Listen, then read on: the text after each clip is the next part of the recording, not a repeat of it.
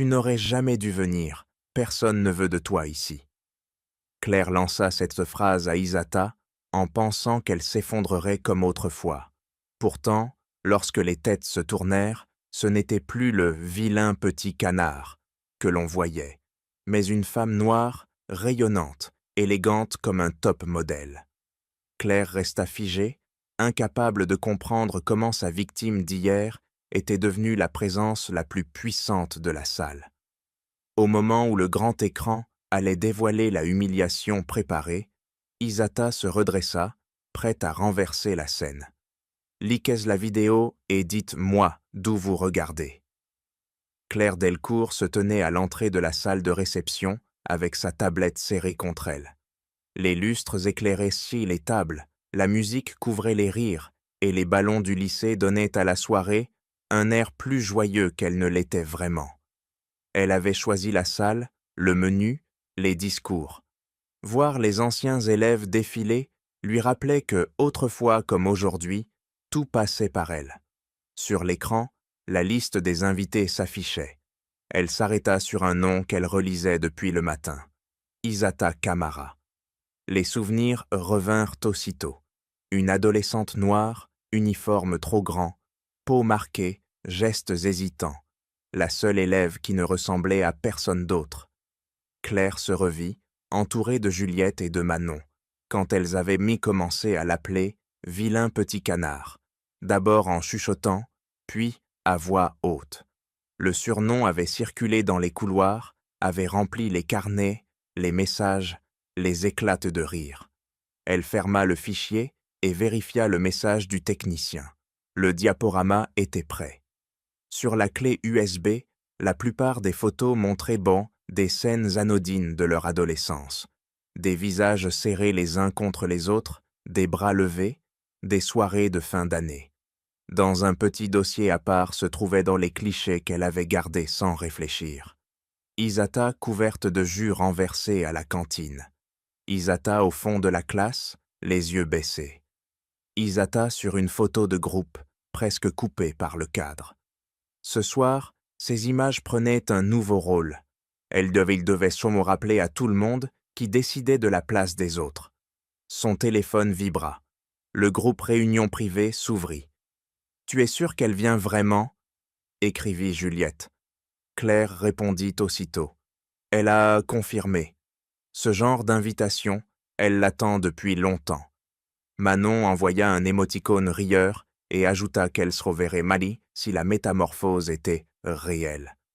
Peut-être qu'elle cesse rester la même, écrivit quelqu'un. Claire sentit un sourire lui monter aux lèvres. Elle imaginait déjà le moment où elle ferait monter Isata sur scène pour lui remettre un faux prix avant de lancer le dossier sur l'écran, sous les rires contents des autres. Un groupe de convives entra en riant. Claire afficha son sourire le plus accueillant. « Merci d'être venu. La soirée ne fait que commencer. » Elle reconnut quelques deux visages, lâcha 2 compliments, laissa chacun se diriger vers le bar ou les tables, puis revint aussitôt près de la baie. Vitrée. Personne ne prononçait le nom d'Isata. Pour la plupart, cette ancienne élève avait disparu avec le diplôme. Elle seule voyait dans cette invitation une dernière occasion de fixer l'histoire à sa manière. Juliette la rejoignit, parfum fort, robe brillante. « On me demande déjà quand tu vas lancer les surprises, » dit-elle en se penchant vers elle. « Quand tout le monde sera là, » répondit Claire. « Il manque quelqu'un. » « Tu crois vraiment qu'elle aura le courage de venir ? Elle viendra, » déclara Claire. « Elle a passé des années à vouloir entrer dans ce cercle. Ce soir, c'est la première fois qu'on l'y invite. » À l'intérieur, le maître de cérémonie plaisantait dans le micro, et la salle répondait par des rires faciles. Les serveurs circulaient avec des plateaux, mais Claire restait près de l'entrée. Des voitures arrivaient, se garaient, repartaient. Elle saluait les retardataires sans quitter son poste, comme une surveillante décidée à ne rater aucun mouvement. Les minutes passèrent. Elle consulta l'heure sur sa tablette, un peu plus de 20 heures. Une irritation froide lui monta à la gorge. Elle n'aimait pas l'idée qu'Isata puisse choisir de l'ignorer après tout ce qu'elle avait préparé.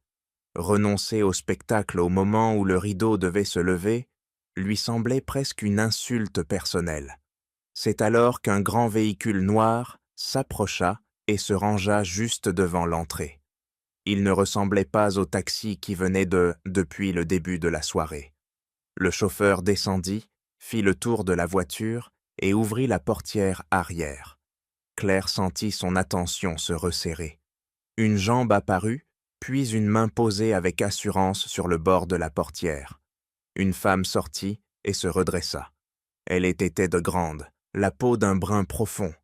Sa robe noire simple mais parfaitement coupée suivait sa taille. Les épaules droites, le menton légèrement levé, elle avançait avec une lenteur maîtrisée qui occupait l'espace mieux que tous les éclats de rire à l'intérieur. Ses cheveux, encadrés et son visage en boucles soignées. Chaque pas semblait posé, calculé, sans hésitation. Les conversations près de l'accueil se calmèrent. Plusieurs regards se tournèrent vers l'entrée, comme attirés malgré eux. Juliette chuchota, presque amusée. « Tu as vu cela? On dirait une célébrité. » La nouvelle arrivante s'arrêta un instant devant la porte vitrée, observa la salle d'un regard rapide, puis prit une petite pochette des mains du chauffeur. Elle ne donnait pas l'impression de chercher quelqu'un. Elle ressemblait à une personne qui savait déjà très bien pourquoi elle était là, comme si l'idée de se justifier ne lui avait même pas traversé l'esprit. Pendant quelques secondes, Claire se répéta qu'il devait s'agir de la compagne d'un ancien camarade. Plusieurs invités avaient banni et promis de venir accompagner. Cette explication paraissait raisonnable, presque rassurante. Pourtant, plus elle la regardait, plus une gêne sourde s'installait. Il y avait dans la manière dont cette femme tenait ses épaules quelque chose de familier. Une tension fine, celle de quelqu'un qui a appris très tôt à se faire plus petite, sans jamais y arriver tout à fait. La femme tourna légèrement la tête, et la lumière tomba sur son visage. Ses traits étaient nets, ses yeux sombres brillants, sa peau lisse, aucune trace de l'acné d'autrefois. Pourtant, derrière cette beauté évidente, Claire crut reconnaître une expression qu'elle avait vue 100 fois. La façon de retenir son souffle avant de traverser une cour pleine de regards. Elle se souvint d'un couloir, d'un casier recouvert de feuilles, collé, d'un rire qui lui avait paru innocent à l'époque. Juliette répéta plus bas « Claire, tu la connais ».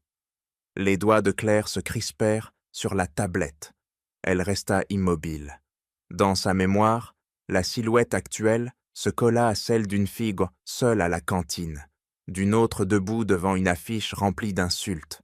Elle se rappela le plaisir qu'elle avait éprouvé en lançant un surnom que tout le monde reprenait sans réfléchir.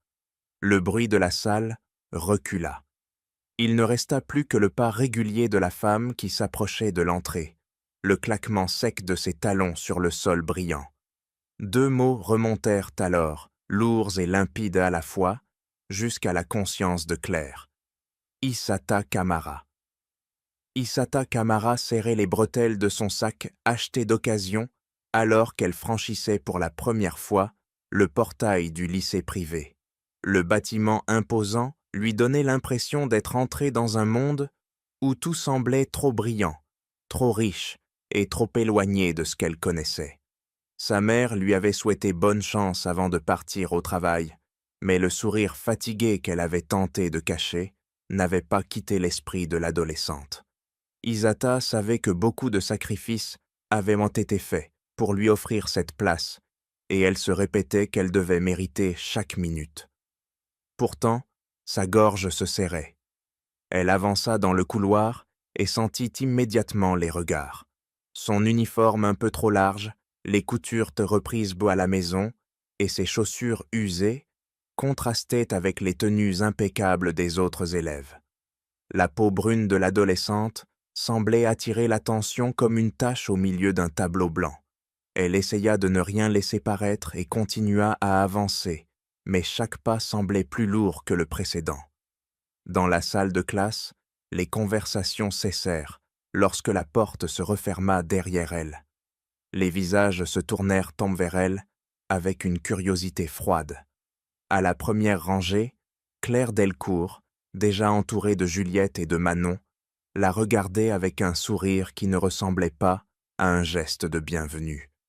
Claire appartenait à une famille connue dans le milieu médiatique et portait déjà sur elle une confiance qui semblait naturelle.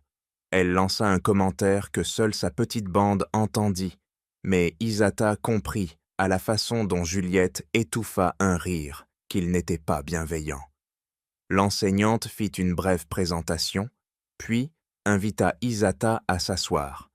Elle choisit une place au fond pour se faire oublier, mais cette tentative semblait inutile. Chaque fois qu'elle bougeait, quelques de regards la suivaient. Elle sortit timidement ses fournitures et tenta de se concentrer sur la leçon. Pourtant, la sensation d'être observée ne disparaissait pas. Elle n'avait pas imaginé que la différence serait si visible et si commentée. À la pause de midi, elle voulut manger dehors pour prendre un moment d'air frais, mais la cour grouillait déjà de groupes et de serrés. Elle s'installa seule à une table près du mur. Quelques minutes plus tard, elle entendit les éclats de voix de la bande de Claire. Elle s'approchait. « Regarde, » dit Juliette avec un ton amusé. « Elle mange toute seule. » Isata resta immobile. Elle sentit ses mains devenir moites. Claire déposa soudain son plateau lourdement sur la table voisine et fit semblant de trébucher. Le jus d'orange se renversa en une traînée brillante sur la manche d'Isata.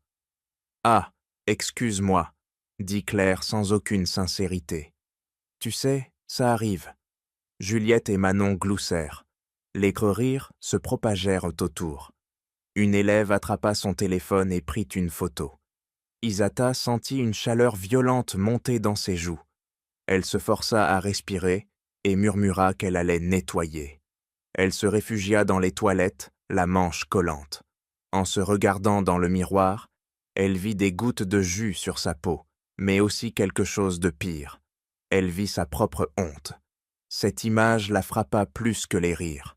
Elle se demanda comment elle pouvait déjà se sentir si petite alors que l'année ne faisait que commencer. Elle essuya la tache avec une serviette en papier, même si une odeur sucrée persistait.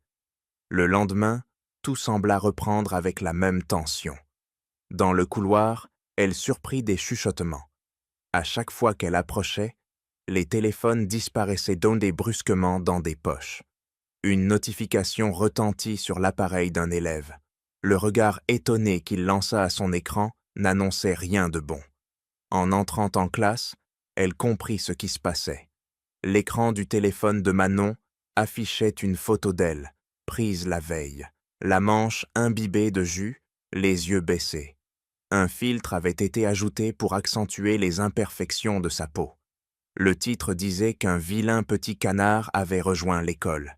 Quelques élèves rirent en silence. Elle sentit une envie de disparaître. Son cœur battait si fort qu'elle crut qu'il serait audible. Elle garda les yeux fixés sur son cahier et tenta de respirer plus lentement. Elle savait que si elle pleurait maintenant, la situation empirerait. Elle essaya de penser à quelque chose de solide, un point fixe, mais rien n'arrivait. Plus tard dans la journée, elle décida d'aller voir l'enseignante principale, Madame Dubois. Elle lui expliqua que des photos circulaient et qu'elle ne se sentait pas en sécurité. L'enseignante répondit d'une voix lasse qu'il ne fallait pas prendre ces choses de trop au sérieux. « Les jeunes aiment se taquiner, » dit-elle. « Concentre-toi sur tes études. » Isata sortit du bureau avec un poids plus lourd encore. Elle comprit qu'elle serait seule face à ce qui l'attendait. Sur le chemin du retour, elle se dit qu'elle devait tenir jusqu'à la fin de l'année pour que les sacrifices de sa mère n'aient pas été vains. Pourtant, une partie d'elle se demandait comment elle pourrait continuer à affronter ces visages, ces rires et cette indifférence. 2 semaines plus tard, au moment où elle commençait à s'habituer à une forme de solitude, un nouveau jeu prit forme. Dès qu'elle entrait dans une pièce, quelqu'un faisait signe qu'un vilain petit canard approchait. Le surnom devint un écho constant. Elle se surprit parfois à anticiper les moqueries avant même de les entendre. Un soir, en rentrant chez elle, elle posa sa tête contre la vitre du bus et laissa le paysage défiler. Elle pensait à sa mère qui l'attendait avec un repas simple mais préparé avec affection. Elle pensa à la fatigue dans les yeux maternels et à l'espoir qu'elle avait placé en elle. Elle se promit de tenir, même si chaque journée ressemblait à une bataille invisible. Cette promesse fut la seule force qui l'accompagna jusqu'au dernier jour du trimestre, où une nouvelle épreuve prit forme, encore plus blessante que toutes les précédentes. Hisata ignorait encore que ce n'était que le début d'une longue descente avant de pouvoir remonter enfin vers sa propre lumière. Hisata Kamara se réveilla ce matin-là avec une sensation étrange, comme si quelque chose planait dans l'air du lycée. Depuis quelques jours, elle avait remarqué des regards trop insistants de la part de certains élèves, des chuchotements à son passage et des éclats de rire qu'elle ne comprenait pas. L'adolescente essaya de se convaincre qu'elle se faisait des idées, pourtant, un malaise discret pesait sur elle. En entrant dans la cour, elle aperçut Claire Delcourt, entourée de Juliette et de Manon. Les trois semblaient particulièrement animés. Claire tenait son téléphone et montrait quelque chose à ses deux amis, qui riaient d'une manière contenue. À leur attitude, Hisata comprit que tout cela la concernait, même si elle ne savait pas encore comment. Elle détourna le regard et se dirigea vers la salle de classe, tentant de retrouver un semblant de tranquillité. Ce même jour, une rumeur circula dans les couloirs. Adrien Moreau, l'un des élèves les plus appréciés de leur promotion, apparaissait comme un garçon timide mais toujours souriant. Il était connu pour être gentil avec tout le monde, même avec ceux que les autres ignoraient. Hisata n'avait jamais échangé plus de quelques mots avec lui. Elle s'étonna lorsqu'à la pause, Juliette vint s'asseoir à côté d'elle avec un sourire trop doux. « Adrien t'aime bien, » dit Juliette. « Il voudrait te parler, mais il est un peu nerveux. Il t'attendra samedi soir avant le bal du printemps, devant l'entrée principale. » Hisata resta figée. Elle chercha un signe de moquerie dans les yeux de Juliette, mais le visage de la jeune fille restait impassible. « Pourquoi est-ce qu'il voudrait me voir ?» demanda Hisata d'une voix prudente. Juliette répondit avec une fausse délicatesse. « Parce qu'il te trouve touchante, tu devrais y aller. » Pendant le reste de la journée, Hisata ne réussit plus à se concentrer. Une partie d'elle se méfiait, une autre voulait croire qu'un instant de douceur pouvait exister pour elle. L'idée qu'un garçon comme Adrien puisse réellement s'intéresser à elle lui semblait impossible. Pourtant, elle sentit une chaleur naître dans sa poitrine. Peut-être que tout n'était pas perdu.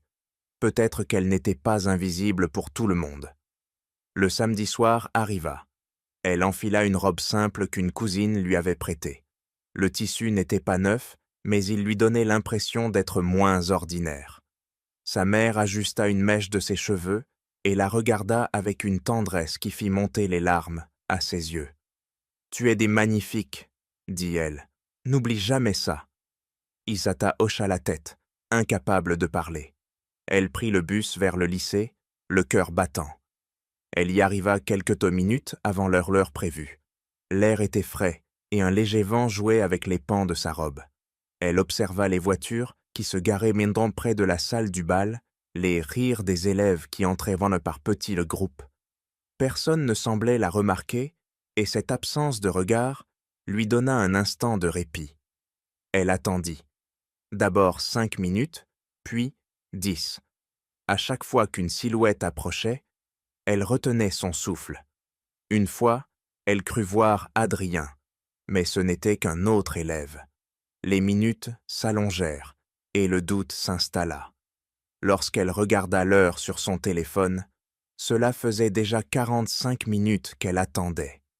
La pointe d'espoir qu'elle avait nourrie se transformait lentement en une douleur sourde.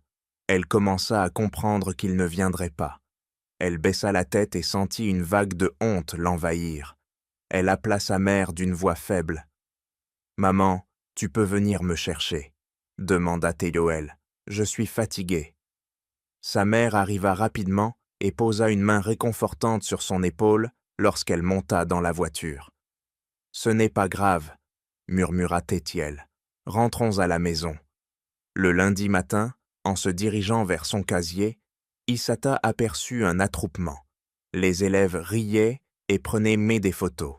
Lorsqu'ils se poussèrent, elle découvrit ce qui les amusait tant. Chaque casier était recouvert de copies d'une même photo. C'était elle, debout devant l'entrée du bal, seule dans sa robe empruntée, les mains jointes devant elle. Quelqu'un avait ajouté une légende insultante qui comparait son attente à une scène de comédie ridicule. Un rire éclata lorsqu'elle arracha la feuille de son propre casier. Une élève lança « Alors, ton rendez-vous romantique s'est bien passé. » Les rires sans rires crieurs reprirent, plus forts encore. Isata sentit son souffle se couper. Le sol semblait se dérober sous ses pieds. Elle prit les feuilles, une à une, sans dire un mot. Personne ne l'aida. Personne ne détourna les yeux. Elle se réfugia dans les toilettes, sa cachette habituelle, et s'assit sur le sol froid. Une idée sombre traversa son esprit, une idée qui lui fit peur. Elle pensa à disparaître, à mettre fin à tout cela. Elle fouilla dans son sac et trouva la boîte de comprimés que sa mère avait laissée par accident dans la salle de bain. Elle la fixa longuement. Au moment où ses doigts se refermèrent au-dessus, une image surgit dans son esprit, celle du sourire fatigué de sa mère lorsqu'elle lui avait dit qu'elle était magnifique. Ce souvenir lui coupa le souffle. Elle posa la boîte et se mit à pleurer silencieusement, les épaules secouées. Elle ne voulait pas briser le cœur de la femme qui s'était battue pour elle. Lorsqu'elle sortit des toilettes, son visage était mouillé, mais ses mains ne tremblaient pas plus. Elle ramassa toutes les photos, les rangea dans une pochette et se fit une promesse. Elle ne savait pas encore comment, mais un jour, elle ferait en sorte que ces humiliations aient un sens. Ce jour-là marqua pour elle la fin de toute illusion. Elle comprit qu'elle devrait survivre seule à leur cruauté, mais elle décida aussi qu'elle ne se laisserait plus briser sans résister, même si la résistance commençait par un fil ténu. Ce fil était suffisant pour la retenir au bord du gouffre. Isata Kamara quitta le lycée privé à la fin de l'année suivante avec un soulagement silencieux. Rien ne s'était arrangé au fil des mois et chaque journée lui avait laissé une marque qu'elle préférait oublier. Le dernier jour, elle rangea ses affaires sans un regard en arrière et sortit du portail comme si elle libérait un souffle retenu depuis trop longtemps. Sa mère l'attendait un peu plus loin, les bras ouverts, et Isata comprit qu'elle entrait dans une nouvelle période de sa vie, même si elle ne savait pas encore laquelle.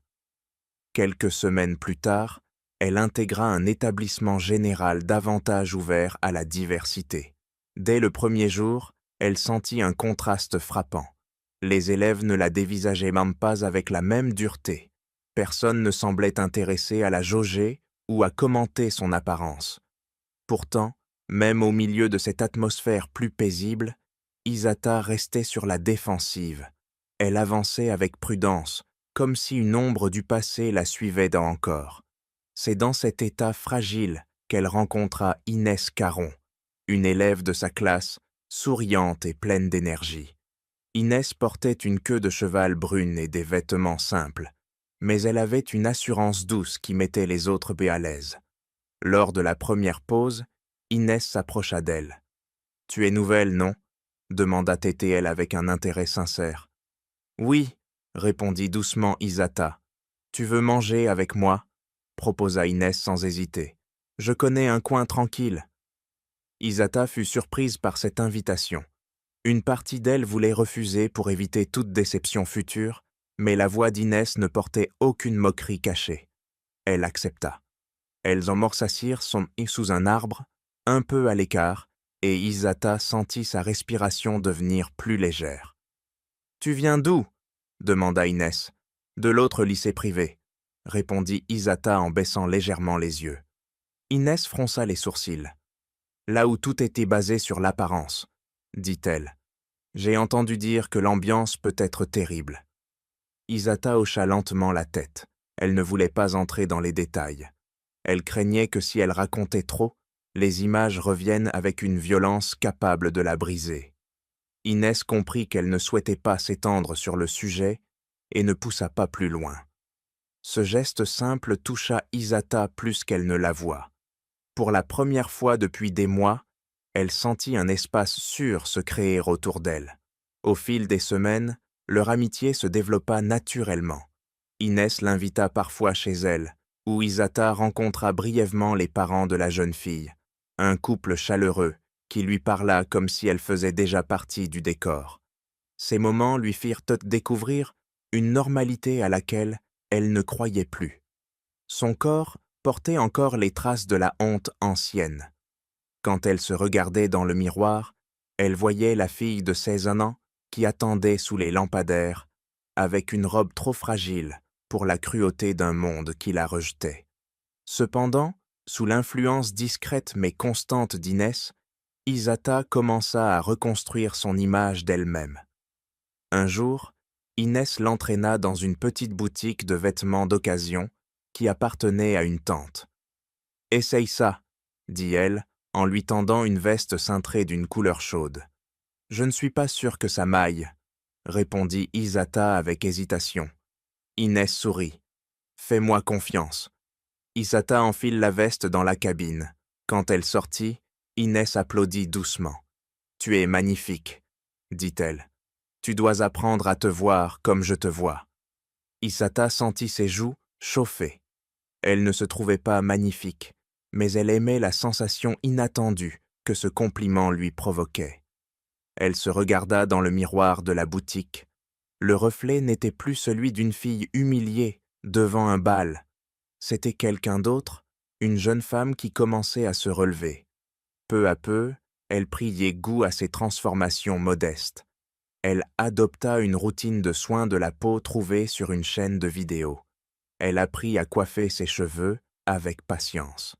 Elle fit aussi un peu de sport avec Inès, rien d'excessif, juste assez pour sentir son corps exister autrement que comme une cible de moquerie.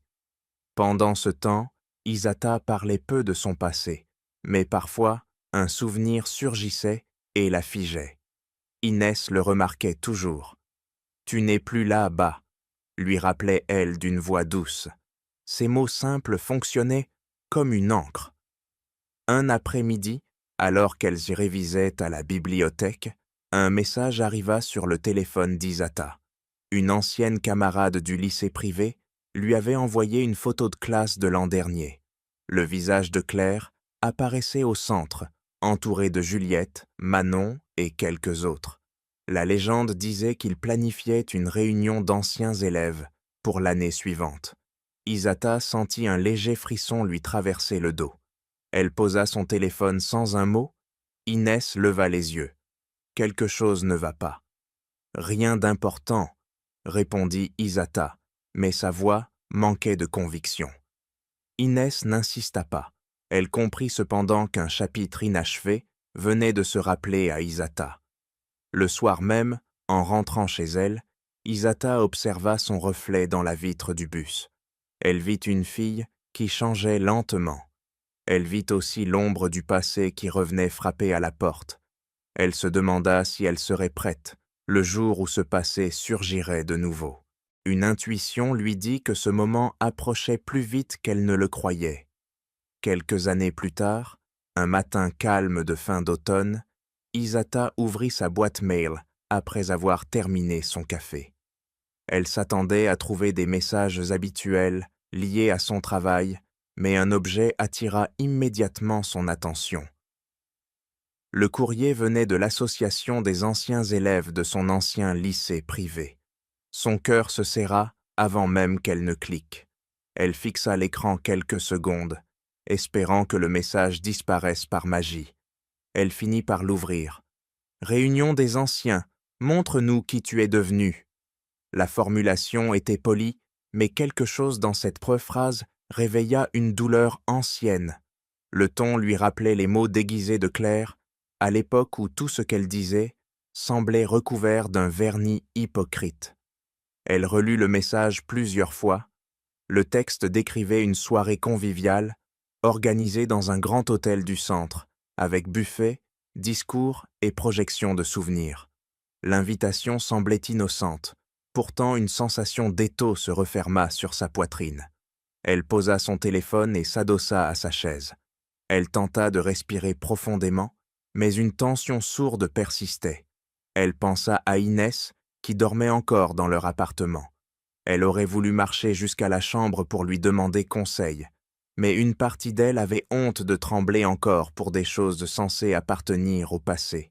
Après quelques minutes, elle se leva et se rendit dans la cuisine, où Inès préparait désormais du thé. « Tu es debout tôt ?»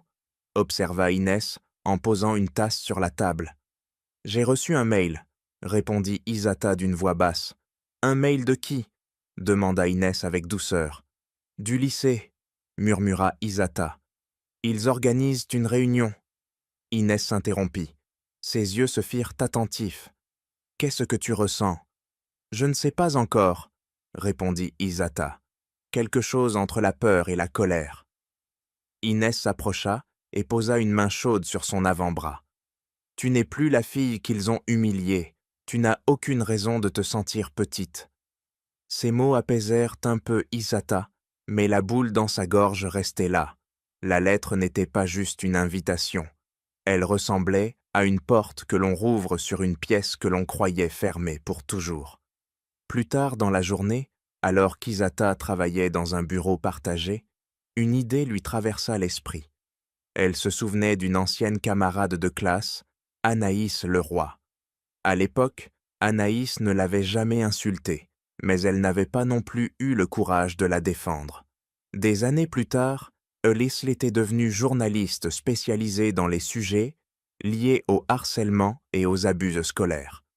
Isata chercha son nom sur les réseaux. Elle trouva rapidement une adresse professionnelle. Après quelques secondes d'hésitation, elle écrivit un message bref. Elle se présenta, rappela leur ancienne école et demanda si Anaïs avait entendu parler de cette réunion.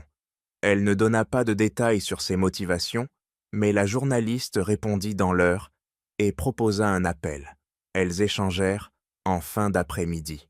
« Je suis contente que tu m'aies contacté, » dit Anaïs. « Eh oui, j'ai entendu des choses. »« Quelles choses ?»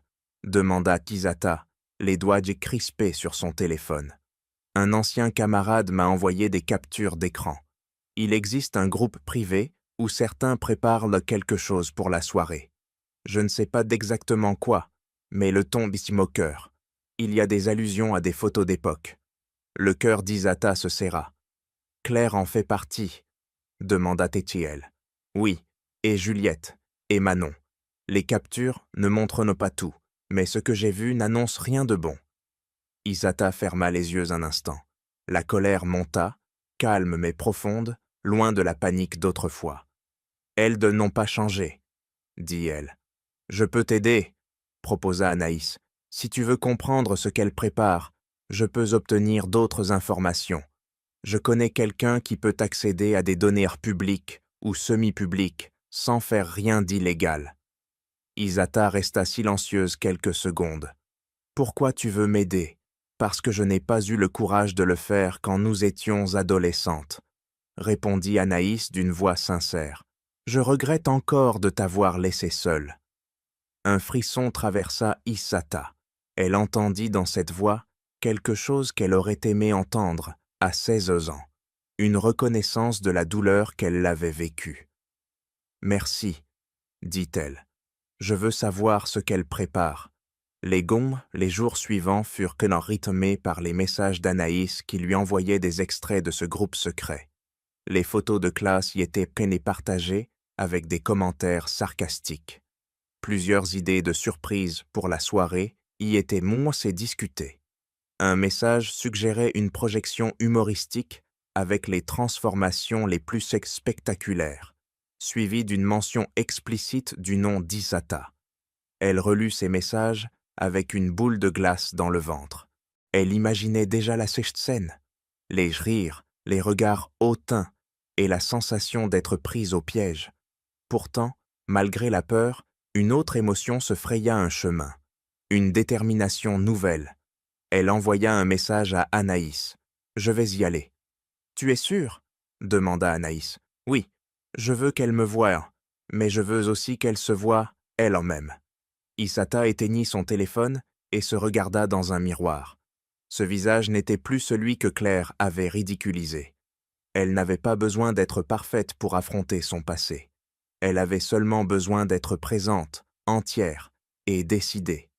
La soirée approchait et pour la première fois depuis longtemps, Hisata sentit qu'elle ne fuyait plus. Elle avançait. La date de la réunion approchait et Hisata se surprenait à compter les jours sans comprendre si c'était par impatience ou par crainte. Le matin de l'événement, elle se réveilla plus tôt que prévu. Sa poitrine était lourde d'une tension ancienne, mais son esprit, lui, restait étonnamment clair. Elle resta allongée quelques instants, observant le plafond, avant de se lever avec la conviction qu'elle ne se laisserait pas envahir par les souvenirs. Elle se dirigea vers la salle de bain, ouvrit l'eau chaude et laissa la vapeur remplir la pièce, comme si elle voulait dissoudre les dernières traces du passé. Lorsqu'elle sortit enveloppée d'une serviette, Inès était déjà dans la cuisine. « Tu as bien dormi ?» demanda Inès en préparant 2 tasses de café. « Pas vraiment, mais suffisamment », répondit Hisata avec un léger sourire qui trahissait une tension profonde. « Tu es prête pour ce soir ?» Hisata hocha la tête. « Je crois que oui. Je ne veux plus reculer. » Inès semblait plus émue qu'elle. Elle s'approcha et lui prit les mains. « Peu importe ce qu'ils feront ou diront, tu arrives là en femme accomplie. Tu ne leur dois rien. » Ces paroles apaisèrent tant quelque chose en Hisata, comme si la voix d'Inès venait d'empêcher un tremblement de se propager. Elle mit au maison, elles montèrent ensuite dans la chambre où reposaient plusieurs tenues, soigneusement disposées sur le lit. Inès avait passé la semaine à l'aider à choisir les options les plus élégantes. Elle voulait que l'allure d'Hisata reflète la force qu'elle avait conquise avec les années. « Essaye celle-ci », dit Inès en désignant une robe noire, ajustée, qui sublimait les lignes de son corps. Hisata l'enfila et se plaça devant le miroir. Elle observa le reflet d'une femme qu'elle apprenait encore à reconnaître. Ses épaules étaient droites, ses yeux décidés, et sa posture témoignait d'une assurance nouvelle. « C'est toi », affirma Inès. « C'est exactement toi. » L'après-midi passa lentement. Hisata effectua quelques de retouches, se coiffa avec soin et choisit de porter des boucles sobres pour ne pas distraire du message que sa présence enverrait. Elle voulait être élégante, sans chercher l'approbation de ceux qui l'avaient autrefois brisée. Elle voulait exister pleinement, sans demander la permission. Avant de partir, elle reçut un dernier message d'Anaïs. « Je serai sur place avec mon équipe. Tu ne seras pas seule. » Hisata sentit un souffle de gratitude la traverser. La présence d'Anaïs lui rappelait que certaines personnes finissaient par réparer leurs erreurs, même longtemps après. En fin de journée, une voiture l'attendait devant l'immeuble. Le chauffeur, un homme nommé Victor que l'agence avait envoyé, la salua avec respect. « Vous allez à l'hôtel Montcrescent ?» demanda-t-il en ouvrant la portière. « Oui, merci. » Pendant le trajet, Hisata regardait les lumières défiler à travers la vitre. Chaque réflexion lui renvoyait l'image d'une jeune fille de 15 ans qui s'était longtemps sentie invisible. Elle posa une main sur sa poitrine et respira lentement. Elle se répéta qu'elle n'était plus cette enfant terrorisée. Ce soir, elle marchait pour elle-même. Lorsque Victor s'arrêta devant l'entrée illuminée de l'hôtel, Hisata sentit une vague de chaleur mêlée d'appréhension remonter le long de son dos. Un groupe d'anciens élèves discutait sur le perron, habillés de manière soignée, chacun essayant de donner l'impression qu'il avait réussi sa vie. Aucun ne la reconnut lorsqu'elle sortit de la voiture. Elle entra dans le hall où l'accueil souriant du personnel contrastait avec le nœud qu'elle sentait encore dans son ventre. Le bruit des conversations s'amplifiait à mesure qu'elle approchait de la salle de réception. À l'intérieur, les invités circulaient autour d'un buffet élégant, tandis que quelques serveurs se déplaçaient avec des plateaux remplis de flûtes. Claire se trouvait près de la scène, occupée à donner des instructions à un technicien. Elle portait une robe blanche qui attirait les regards. Sa posture était celle qu'elle avait toujours eue, droite et sûre d'elle, comme si le monde entier devait s'aligner sur son chemin. Isata observa la scène sans s'avancer. Elle voulait attendre le moment où Claire la remarquerait. Elle fit quelques pas et croisa le regard de Manon, qui resta figée une seconde avant de sourire de manière incertaine. « Bonsoir, vous êtes peut-être la compagne de quelqu'un ?» demanda Manon. « Non, » répondit calmement Isata. « Je suis une ancienne élève. » Manon fronça les sourcils, cherchant à distinguer un souvenir. « Tu ne te souviens pas ?» ajouta doucement Isata. « Je suis Isata Kamara. » Le visage de Manon perdit aussitôt sa couleur. Elle balbutia une phrase inaudible avant de s'éloigner précipitamment pour prévenir quelqu'un. Ce quelqu'un ne pouvait être que Claire. Quelques instants plus tard, Claire se retourna enfin vers Isata. Le choc traversa ses traits avant qu'elle ne tente de recomposer une expression neutre. « Isata » dit-elle en avançant, feignant une surprise aimable. « Je ne t'avais pas reconnue. »« Je m'en doute, » répondit Isata sans sourire. Le silence autour d'elle attira quelques curieux.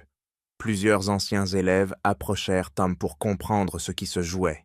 Claire jeta un coup d'œil nerveux vers une table où étaient posés un ordinateur et un projecteur.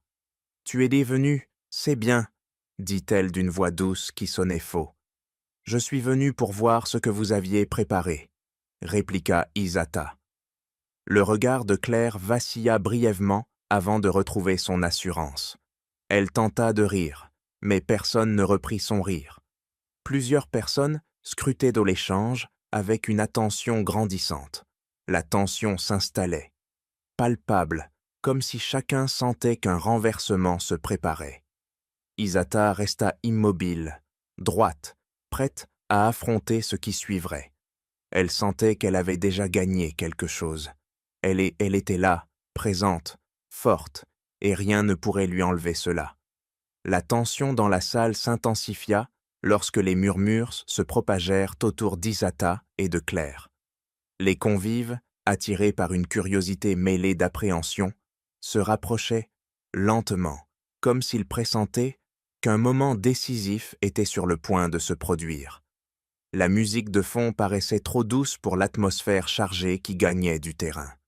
Les lumières s'étaient tamisées, accentuées dans les expressions nerveuses, en particulier sur le visage de Claire, dont le sourire se crispait à chaque seconde. Isata, quant à elle, ressentait une clarté presque surprenante. Elle avait l'impression d'être revenue dans une salle de classe, face à la même personne qui l'avait tant humiliée, mais la jeune fille apeurée qu'elle avait été n'était plus là. Elle se tenait droite, parfaitement consciente que le regard d'une trentaine de personnes suivait chacun de ses gestes. Claire tenta de reprendre le contrôle de la situation. « Je suis ravie que tu sois venue, vraiment.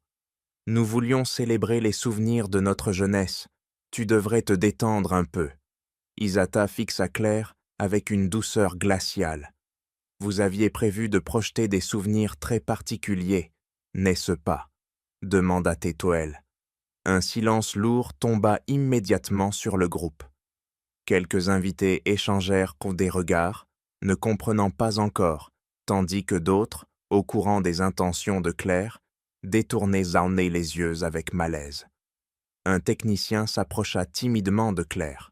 « Madame, je dois vérifier les fichiers du diaporama. Le projecteur est prêt. Vous souhaitiez lancer la séquence dans quelques minutes. » Les épaules de Claire se raidirent.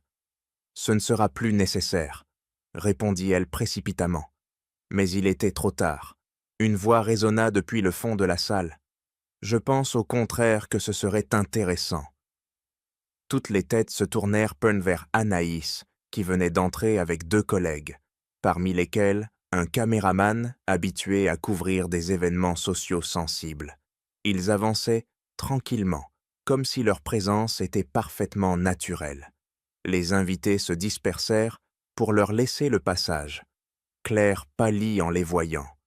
Anaïs salua poliment les personnes se présentes avant de se tourner vers Isata. « Tout va bien ?»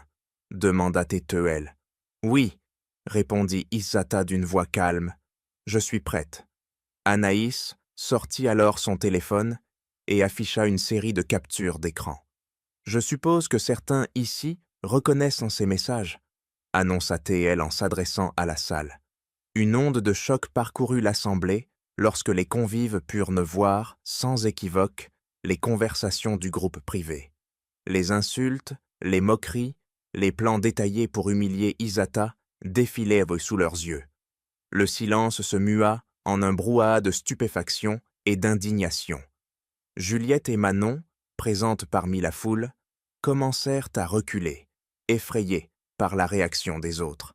Leur complicité timide du passé se transformait désormais en fardeau.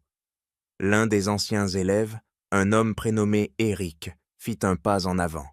Il n'avait jamais été proche d'Isata, mais il semblait sincèrement choqué. « Vous avez vraiment prévu de faire ça ?»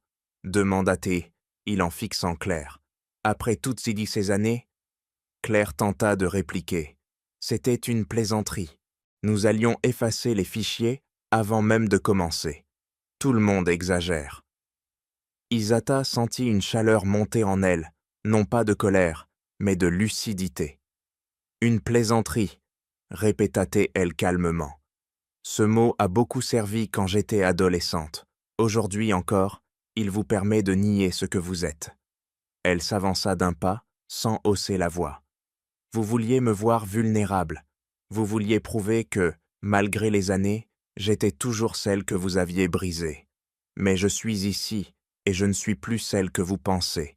Ce que vous avez fait n'est pas une blague, c'est une violence répétée. C'est un système que vous avez entretenu sans jamais vous demander si quelqu'un souffrait réellement. » Les invités, frappés par la justesse de ces mots, restèrent immobiles. Plusieurs baissèrent pour les yeux, honteux d'avoir participé, même de loin, à une culture de moquerie qu'ils avaient autrefois trouvée divertissante. Anaïs prit alors la parole. « Le public saura ce qui s'est passé ici. Je ne suis pas venu pour créer un scandale, mais pour montrer comment le harcèlement survit quand personne ne le questionne. Et aujourd'hui, grâce à Isata, nous avons l'occasion de briser ce cycle. » Claire tenta une nouvelle fois de s'approcher d'Isata. « Je veux m'expliquer. Nous étions jeunes, on ne savait pas. »« Tu savais, » trancha Isata. « Tu savais exactement ce que tu faisais. Tu voulais dominer. Tu voulais que je disparaisse pour conforter ta place. » La voix d'Isata resta douce mais ferme, et cette douceur rendait ses paroles encore plus percutantes. Elle regarda autour d'elle, comme pour chercher la jeune adolescente qu'elle avait autrefois été. « J'ai survécu malgré vous. Aujourd'hui, je veux que les jeunes qui vivent hors ce que j'ai vécu sachent qu'ils ne sont pas seuls. Vous avez tenté d'utiliser mon histoire pour me ridiculiser une dernière fois. Je vais utiliser la vôtre pour briser le silence. » Une ovation discrète s'éleva dans un coin de la salle. Elle venait d'un groupe d'anciens élèves qui avaient eux aussi subi des moqueries. Ils avançaient avec émotion, heureux de voir quelqu'un dire tout haut ce qu'ils n'avaient jamais osé formuler. Claire, désemparée, se tourna vers ses anciennes complices, mais aucune ne la soutint. Manon pleurait en silence. Juliette se cachait derrière les autres invités, incapable d'assumer son rôle. Isata inspira lentement. Elle se sentait incroyablement légère, non parce qu'elle avait vaincu Claire, mais parce qu'elle venait d'abandonner un poids qu'elle portait depuis son adolescence. Elle fit un pas vers la sortie, puis se retourna une dernière fois. « Je ne reviens pas ici pour ressasser le passé. Je reviens pour lui offrir une fin différente. » La salle resta figée tandis qu'elle quittait l'hôtel, accompagnée d'Anaïs. Elle avait repris la main sur sa propre histoire.